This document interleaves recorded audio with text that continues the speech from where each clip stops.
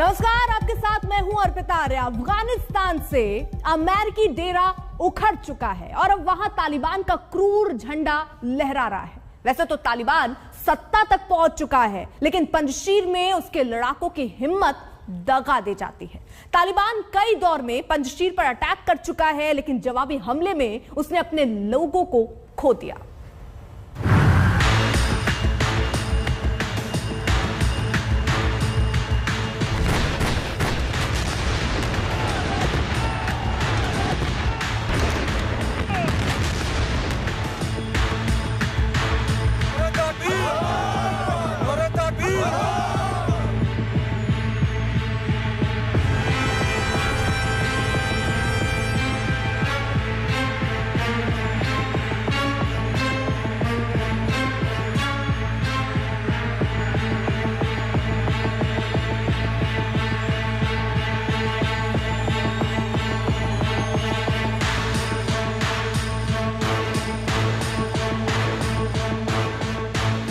अगस्त 2021 विश्व के इतिहास की वो तारीख होगी जब द्वितीय विश्व युद्ध के बाद खुद को मॉडर्न वर्ल्ड का सरदार कहने वाले अमेरिका की मिलिट्री पावर उसी धारणा का शिकार हो गई जो कहती है कि अफगानिस्तान साम्राज्यों का कब्रिस्तान है।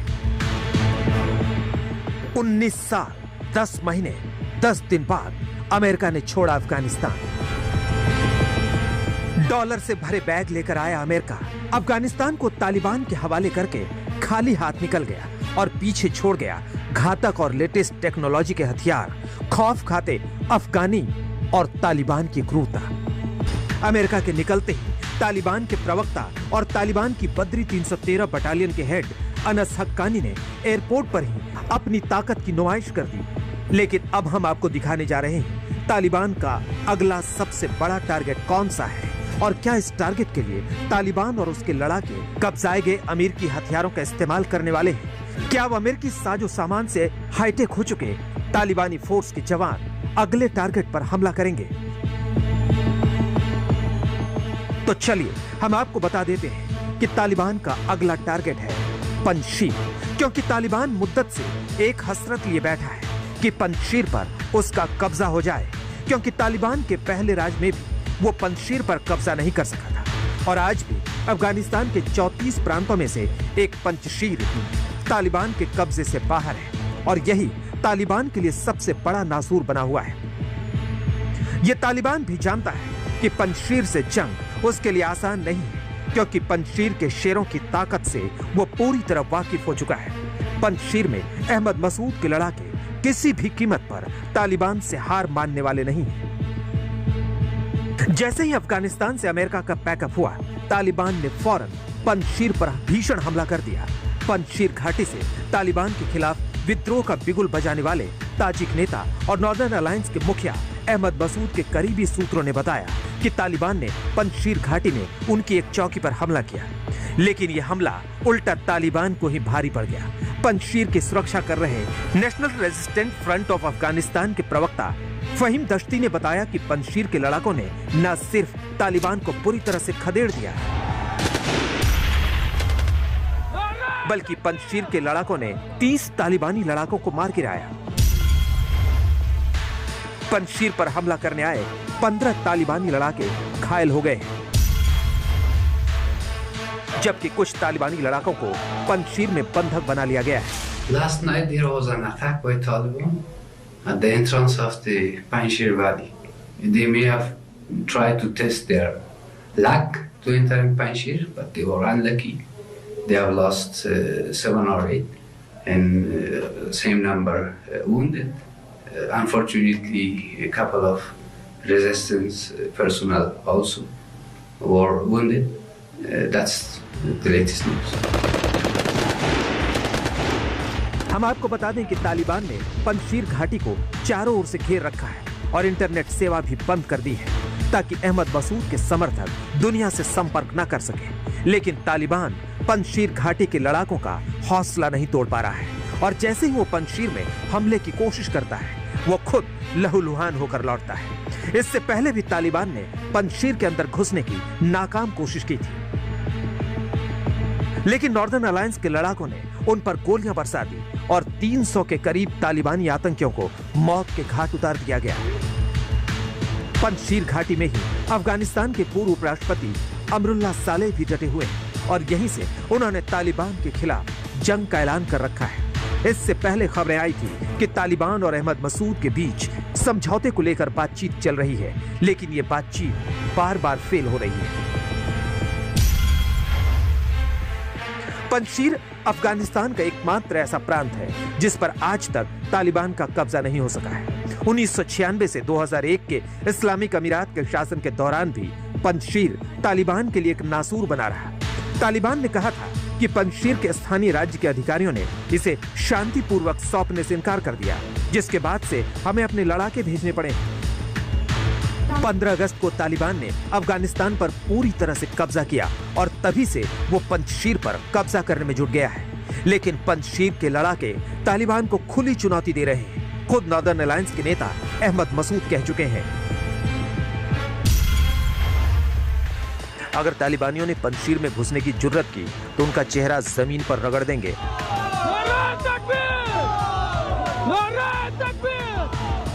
हम आपको बता दें कि पंजशीर के लड़ाकों में ज्यादा संख्या अफगान नेशनल आर्मी के सैनिकों की है। अहमद मसूद और अमरुल्लाह सालेह के नेतृत्व में जमे ये जवान सैनिकों की वर्दी में हैं और मेड इन अमेरिका गाड़ियों में बैठकर पूरे इलाके में गश्त कर रहे हैं। इनके पास भी मशीन गन से लैस गाड़ियां हैं। इन जवानों के पास असॉल्ट राइफल हैं, रॉकेट से दागे जाने वाले ग्रेनेड और संपर्क करने के लिए वॉकी टॉकी सेट है। और पंजशीर को सबसे बड़ी सुरक्षा दी है कुदरत। पंजशीर के भूगोल ने, जिसके सामने तालिबान हार जाता है। आज तक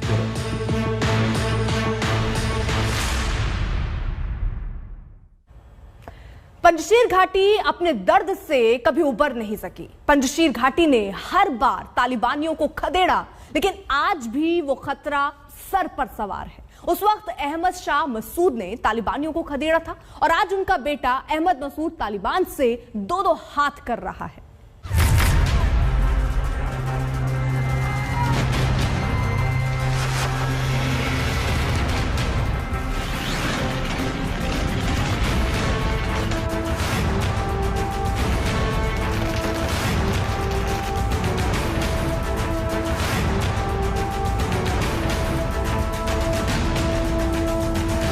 हौसला हो तो पंजशीर वालों जैसा,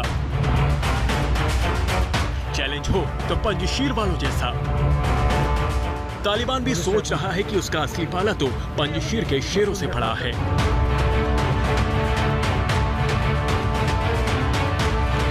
पंजशीर में घुसने के लिए तालिबान नए प्लान बना रहा है, लेकिन उसका हर प्लान ध्वस्त हो रहा है। जानते हैं क्यों? तो इसके पीछे जो बड़ी वजह है वो आपको बताते हैं। पंजशीर पर कब्जा करना तालिबान के लिए क्यों आसान नहीं है? क्यों अहमद मसूद और अमरुल्लाह सालेह पंजशीर से तालिबान को चैलेंज कर रहे हैं? अपने युद्ध कौशल के लिए जाने जाने वाले पंजशीर के लोग किसी भी कीमत पर तालिबान से भिड़ने को तैयार हैं। पंजशीरी अत्याधिक प्रेरित सेनानी हैं। यहाँ के लड़ाकों के लिए विख्यात अहमद शाह मसूद उनकी प्रेरणा स्रोत हैं। अहमद शाह मसूद आज भी तालिबानी विरोधी और खास तौर पर यहाँ के लोगों के लिए प्रेरणादायक प्रतीक बने हुए हैं।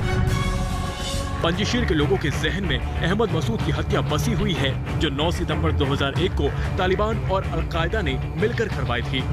पंजशीरियों के दिल और दिमाग पर बदले की भावनाएं हावी रहती हैं। यही बदले की आग उनके लिए एक ऑक्सीजन की तरह है।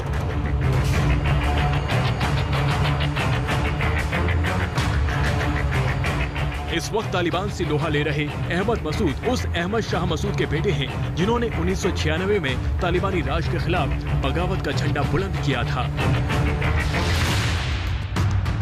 अहमद शाह मसूद ने सोवियत अफगान युद्ध और तालिबान के साथ गृह युद्ध के दौरान सफलतापूर्वक पंजशीर घाटी का बचाव किया था। अब उसी पंजशीर घाटी को तालिबान 2.0 से बचाने के लिए अहमद शाह मसूद का बेटा अहमद मसूद खड़ा हो गया है। अहमद मसूद कहते हैं, हमारे लड़ाकों को अफगान सेना और विशेष बलों के सदस्यों का सैन्य समर्थन हासिल है। वॉशिंगटन पोस्ट के लिए लिखे एक हालिया आलेख में उन्होंने लिखा, हमारे पास गोला बारूद और हथियारों के भंडार हैं, जिसे हमने अपने पिता के जमाने से धैर्यपूर्वक एकत्र किया है। हम जानते हैं कि ऐसा वक्त कभी भी आ सकता है।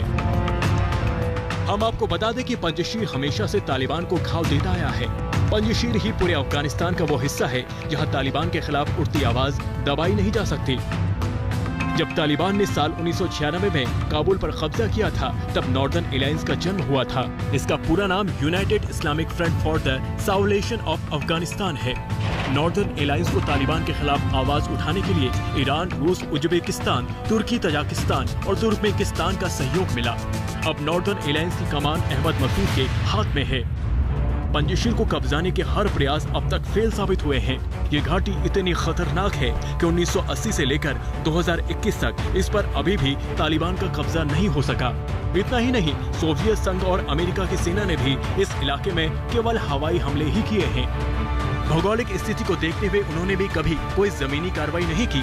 काबुल से 90 मील उत्तर हिंदकुश पर्वत पर स्थित इस इलाके की खासियत ये है कि ये पहाड़ियों के बीचों बीच में है। पंजशीर घाटी की पहाड़ी चोटियों पर मसूद के जवानों ने हैवी मशीन गन तैनात कर रखी है, जिससे तालिबानियों का शिकार किया जा सके। इसके अलावा मोटार और निगरानी चौकी भी बनाई गई है और यही वजह है कि पंजशीर के लड़ाकों ने सैकड़ों तालिबानी लड़ाकों को अब तक मार गिराया है और काफी सारों को बंधक भी बना लिया है। पंजशीर घाटी को तालिबान के आतंक से बचाने के लिए अहमद मसूद के नेतृत्व में 9000 विद्रोहियों ने मोर्चा संभाला हुआ है, जो तालिबान से महायुद्ध लड़ने के लिए भी तैयार हैं। आज तक ब्यूरो। अमेरिका किन हालात में वापस लौटा, आखिर क्यों उसे बिना बदला लिए वापसी की फ्लाइट पकड़नी पड़ी? इन बातों का जवाब तो बाइडेन ने दे दिया, लेकिन 20 साल की भूल उसे परेशान कर सकती है। बुश से बाइडेन तक का दौर आतंक पर सवाल भी करेगा।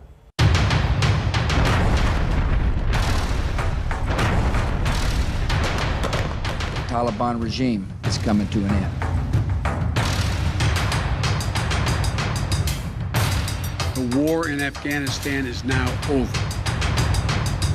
ये दो तस्वीरें हैं, दो अलग अलग तारीखें और साल हैं, और अमेरिका के दो राष्ट्रपति के अलग अलग बयान हैं जो तालिबान पर नीति को पेश करते हैं।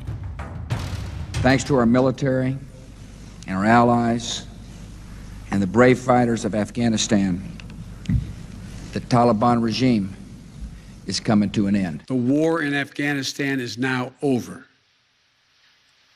I'm the fourth president who has faced the issue of whether and when to end this war. 20 साल पहले अमेरिका ने अफगानिस्तान से जिस तालिबानी शासन का खात्मा करने का ऐलान जिस जोशो खरोश से किया था, आज वही अमेरिका उसी तालिबान को अफगानिस्तान की सत्ता थाली में परोस कर गया है। और इन 20 वर्षों में उसने हासिल क्या किया? We no longer had a clear purpose in an open-ended mission in Afghanistan. After 20 years of war in Afghanistan, I refuse to send another generation of America's sons and daughters to fight a war that should have ended long ago.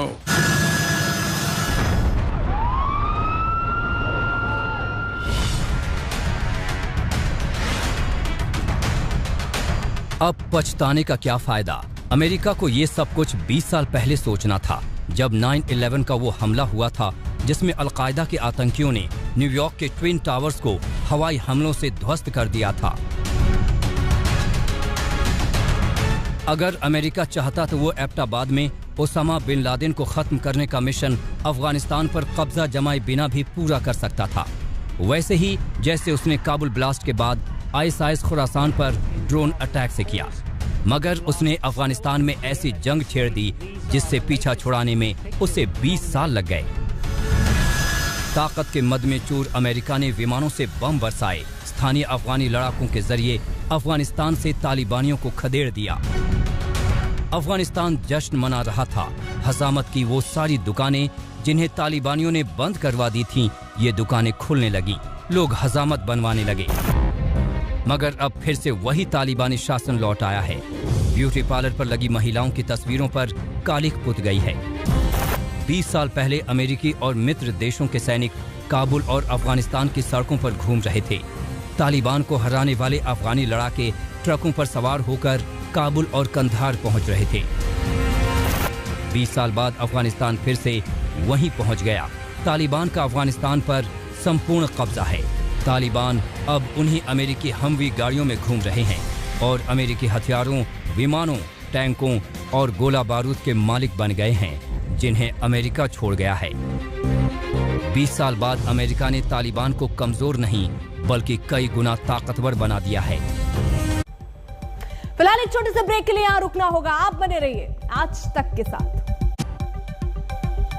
America तो रातों रात काबुल से आखिरी उड़ान पकड़कर Washington लौट गया और इधर काबुल लुटे पुटे हाल में भविष्य की तरफ देख रहा है। काबुल में तालिबानी पूरी तरह काबिज हो चुके हैं और एयरपोर्ट से लेकर तमाम जगहों पर उनका संपूर्ण कब्जा हो चुका है।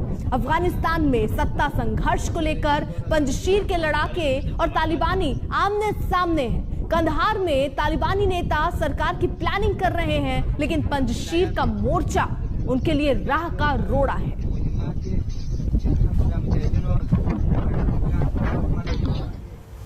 एक छोटा सा ब्रेक, लौटेंगे जल्द। आप बने रहिए आज तक के साथ।